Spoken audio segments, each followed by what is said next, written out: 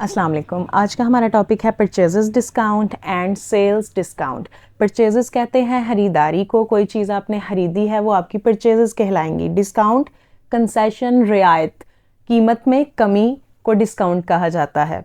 And sales कहते हैं बेचने को, कोई चीज़ आपने बेची है तो वो सेल्स है आपकी, उसके ऊपर आपने रियायत दी है, कमी की है पैसों में, कंसेशन दी है, तो वो सेल्स डिस्काउंट कहलाएगी। अब इसकी प्रॉपर डेफिनेशन देख लेते हैं वो क्या है। Basically purchase discount and sales discount accounting की इम्पॉर्टेंट टर्म भी है और बहुत इम्पॉर्टेंट कंसेप्ट भी है। देखते हैं इसकी इजी डेफिनेशन क्या है। द कंसेशन, रियायत गिवन, दी जा रही है बाय द सुप्लायर, सेलर दे रहा है, सुप्लायर बेचने वाले को कहते हैं।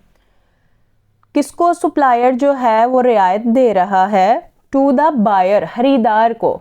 बेचने वाला खरीदार को, खरीदने वाले को कीमत में कमी जब करेगा ऑन परचेज ऑफ गुड्स, जब वो चीज़ें बायर खरीद रहा है तो is known as purchases discount.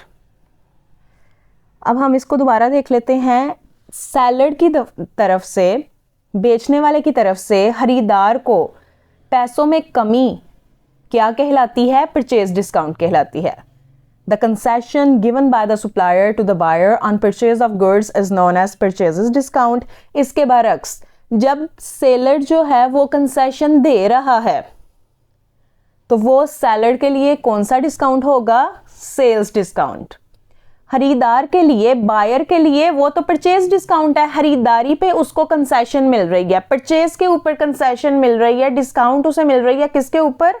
Purchase के ऊपर। तो उसके लिए, बायर के लिए परचेज डिस्काउंट है। जो कंसेशन दे रहा है उसके लिए वही डिस्काउंट क्या कहलाएगा? सेल्स डिस्काउंट कहलाएगा। क्लियर हो गया? अब जैसे हम जो है फॉर एग्जांपल एक सूट जो है वो परचेज करते हैं, हम क्या हैं? बायर हैं, हम परचेजर हैं, खरीदार हैं।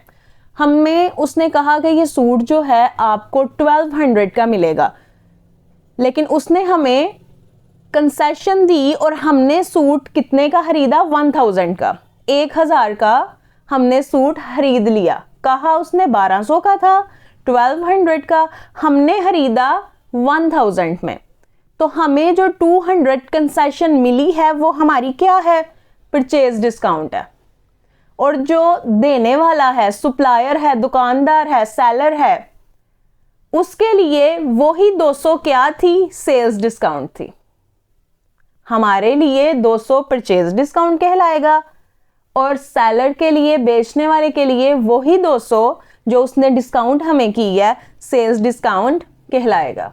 ये एक सिंपल सी, बहुत ही आसान परचेज डिस्काउंट और सेल्स डिस्काउंट की डेफिनेशन और कंसेप्ट था।